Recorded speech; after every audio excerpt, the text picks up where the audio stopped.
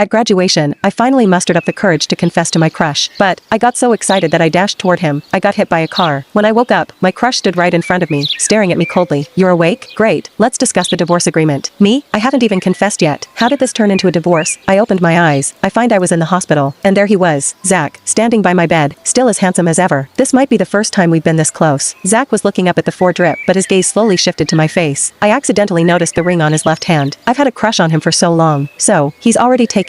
Suppressing the bitterness in my heart, I forced a smile and greeted him. Zach, what are you doing here? As I tried to sit up, I noticed that my arm was wrapped in thick bandages. The next second, Zach sat on the chair beside my bed, his voice cold and distant. Jennifer, risking your life just to push for a divorce? I stared at Zach, completely confused. What is he talking about? Divorce? I haven't even graduated yet, let alone gotten married. Where is this divorce thing coming from? Just then, a nurse came into the room, holding a tray for bandaging wounds. Dr. Williams, you're still here? Miss Niles, you don't realize how lucky you are. You were hit by a car, but thankfully Dr. Williams happened to be nearby. He gave you emergency care right away. Otherwise, it wouldn't just be a broken arm you're dealing with. The nurse bent down and carefully disinfected my wound. After she rested my hand on the side of the bed, I noticed I was also wearing a ring on my right hand, and it matched Zach's ring. A couple's ring. After the nurse left, I grabbed Zach's sleeve in a panic. Zach, you graduated from NYU Medical School in 2018, right? He frowned, clearly annoyed. He shook my hand off and looked at me coldly. Since you're awake, let's go over the divorce agreement. This is absolutely ridiculous. I was on my way to graduation, got hit by a car, and now I'm being accused of faking an accident to force a divorce from Zach. Either I've lost my mind, or Zach has. Wait, Zach. Before I could finish, a little kid suddenly ran into the room, jumping right into Zach's arms. Me? Wow, this kid is so adorable. I reached out with my good arm to pinch his cheek, but he immediately hid behind Zach, clearly scared. Sorry, little guy, you're just too cute. I couldn't help myself. Zach shot me a disapproving look. It suddenly hit me that I hadn't even gotten to the main point. Zach, this might sound crazy, but I don't remember anything you're talking about. All I recall is being on my way to the graduation ceremony. Before I could finish, Zach cut me off impatiently. So, you're telling me you've lost your memory? Amnesia? Yes, that must be it. Amnesia is the only explanation for why I don't remember any of this. I nodded sincerely. Zach's icy expression didn't soften. He pulled a document from his bag and tossed it onto my lap. This is the divorce agreement. The terms are exactly as you requested. If you have no objections, just sign it. I opened my mouth to respond, but no words came out. The little boy in Zach's arms looked sad, his lips trembling. Zach, shouldn't we avoid discussing such topics in front of a child? It's not good for his emotional well-being. How considerate of you, Jennifer. Zach sneered. That's our child. And yet, when you were having dinner with another man, did you ever think about how that might affect his emotional well-being? I hadn't even processed his first sentence when the second one hit me like a ton of bricks. I stared at the little boy in disbelief. So, I didn't just get married, I have a child too. But the little guy paid no attention to me. He buried his face in Zach's neck, refusing to even look my way. Too much information. My brain couldn't handle it. I was officially out of commission. It took me a whole day to wrap my head around everything. It seems I really did lose my memory. I'm still me, and Zach is still Zach. The only difference is, we're married, and we have a kid. But that divorce agreement sitting on the bed speaks volumes. There's clearly a problem with our marriage. The problem is, did I cheat? No way, right? Why would I cheat on Zach? He's good looking and smart. I must have been crazy. So, what went wrong? How can I get my memory back? I scratched my head, completely frustrated. Mommy, a tiny voice came from the door. I looked up to see a small face peeking through the slightly open door. Daddy said you need to disinfect your hand. Here's the iodine. He said you should do it yourself. The little boy held a bottle tightly in his tiny hands. I gestured for him to come closer. Mommy's hand hurts. Can you bring it over for me? The boy hesitated for a moment but eventually nodded and shuffled over to the bed, placing the iodine on the bedside table. I pulled him onto my lap and studied his features. His eyes were big and round like mine, his nose straight like Zach's, and his face. A perfect combination of both of us. This was our son. I couldn't resist hugging him tight and planting a big kiss on his cheek. He smelled so sweet and innocent, absolutely irresistible. When I looked up, his face was bright red. He froze for a moment before wrapping his little arms around my neck and hugging me back tightly. He leaned in and whispered in my ear, Mommy, you smell nice. This little guy is the sweetest thing ever. As I basked in the joy of my son's affection, the door opened again. Zach entered, his familiar presence filling the room. Daddy. The little boy immediately ran to Zach and held his arms out, waiting for him to pick him up. Zach had just showered, wearing casual loungewear. His hair was still slightly damp, with droplets running down his neck and disappearing into his collar. I swallowed. This man was dangerously attractive. As he came closer, my heart started racing. But then Zach's words shattered my moment of bliss. Jennifer, don't you think it's a little late to start being a good mom to Cooper? I didn't mean to. I tried to explain, but the look on Zach's face told me he wouldn't believe a word I said. So, I stayed silent. Whatever. Do what you need to do. I'm heading out. As I left the study, Cooper peeked out from Zach's neck and gave me a glance. Watching the two of them so close, a wave of sadness washed over me. What good are a husband and child if my husband doesn't love me? Even my son seems closer to him. I started questioning everything. Why did we get married in the first place? Why did we have a child? Nothing has changed. Except for me. The master bedroom had only one large bed. The entire room was decorated in a minimalist minimalist black, white, and gray palette. Apart from that, it was immaculately tidy, with a light scent of gardenias floating in the air. I recognized it instantly. It was my favorite fragrance. I headed to the walk-in closet, looking for my pajamas, but all I saw was a row of black clothes, and they were all men's clothing. I had no choice but to knock on the door of Zach's study. Zach, honey, sorry to bother you. Zach looked up from his laptop, adjusting his gold-rimmed glasses. His whole demeanor was both tempting and distant. Do you know where my pajamas are? I looked through the closet in the master bedroom but couldn't find them. Zach stared at me for a few seconds without saying a word. Just as I was about to give up and leave, he suddenly stood up and walked toward me. He towered over me, standing at 6'1" while I barely reached 5'5". I felt like a child standing in front of him. Zach smirked, slipping his hands into his pockets. So, are you planning to carry on with this amnesia act? I gulped, unsure of what to say. The truth was, even if I told him the truth, he wouldn't believe me. Thankfully, he didn't make things difficult this time. He walked past me, heading toward another part of the house. I stood there, confused and not sure what to do next. He glanced back at me from the corner of his eye. Well, aren't you coming? I immediately followed him, keeping a safe distance. Thanks. 2 minutes later, I eagerly opened the closet door in the guest bedroom to grab my pajamas. But the moment I saw what was inside, I slammed the door shut, my face flushed with embarrassment. Oh my god, I didn't even finish my sentence, but I knew Zach understood. He stood by the door, arms crossed, silently watching me with a look that said, keep going, I'm just here to watch the show. Taking a deep breath, I slowly reopened the closet door. Tiny scraps of fabric, there was hardly anything to cover up with. Was this how I dressed after graduation? I mean, after I got married? Had my style become this? To make things worse, Zach didn't seem to have any intention of leaving. I ignored his piercing gaze and continued searching through the clothes, but I couldn't find anything even remotely normal. I sighed inwardly and, for some reason, turned to Zach and asked, honey, which one do you like seeing me in? His eyes immediately darkened, and without a word, he turned and walked out of the room. The door slammed shut behind him, and the sound made me jump. Why did he get mad? They say women are hard to understand, but men are even more of a mystery. I grabbed some pajamas and headed to the bathroom. A wild thought crossed my mind. Could our impending divorce have something to do with issues in the bedroom? After my shower, I wrapped myself in a robe and headed to Cooper's room. The nursery was cozy, and it was clear Zach had put a lot of thought into it. Everything was designed with care. I tiptoed over to his bed. Cooper was fast asleep, clutching a little stuffed animal. I gently tucked the blanket around him and wiped his thumb, which he had been sucking on. For the first time, I felt a real connection to being a mother, but I still didn't know how old he was. I looked over at our marriage certificate. It was dated 4 years ago. That meant Cooper must be around 3. I ruffled his hair and quietly left the room. Just as I closed the door, I turned around and saw Zach standing right in front of me. We were so close that if I looked up, I could bump into his chin. My back pressed against the door, and Zach didn't seem to realize, or care. My heart raced so fast, I thought it might leap out of my chest any second. Are you done? Yeah. The air was thick with awkwardness. I had no idea what to say next. So, are you going to bed now? Zach didn't respond or make a move. I tightened the robe around me, making sure he couldn't see the revealing pajamas underneath. Okay, I'll go to sleep first. Then, I stepped aside and practically bolted to the master bedroom. Without a second thought, I jumped into bed, pulled the covers over me, and lay still. Moments later, the bedroom door opened, and Zach walked in. He paused when he saw me lying in bed, seeming a little surprised. He stood there, just staring at me. His gaze made my scalp tingle. Honey, which side do you usually sleep on? No answer. Has Zach always been this strange? He's so quiet, always just staring coldly, without saying a word. Frustrated, I got out of bed and stood by the side. You pick first. Zach finally moved. He walked to the other side, lay down, and shut off the bedside lamp with a loud click. Now we were in total darkness. Great. Thankfully, I don't have night blindness, or I'd really be angry right now. I fumbled in the dark, trying to get comfortable under the covers, but I couldn't sleep. My mind was a chaotic mess, and to make matters worse, my arm, which was still sore from the accident, started to hurt again because of the way my robe was pressing against it. I shifted slightly, but Zach didn't react, so I sat up and tried to remove my robe. As I finally managed to shrug it off, rubbing my sore arm, Zach suddenly opened his eyes. Before I could react, he rolled over and pinned me beneath him. I gasped, my breathing instantly becoming erratic. In the dark, I couldn't see him clearly. Jenny, what are you doing? Zach asked, his voice low. What do you mean? You wanted to get married, you went through so much trouble to get a divorce, and now you're lying next to me. Jennifer, I don't have time for your games. What do you want?